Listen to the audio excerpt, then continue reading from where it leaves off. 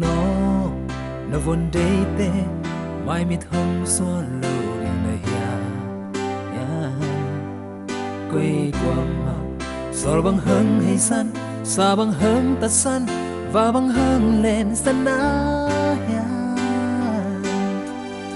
tu nó sim đang ăn ông zar san tak piring na ya qua lại tuy chăm hương kia lẽ làng mai dễ dùm mây đâu có khoai bằng hương hà nghe dù vẫn tối tê ghi bằng cái khen tha tuy bị cá lấy mong đồng vì nó xem na sẽ sung minh thăng hầm bằng vai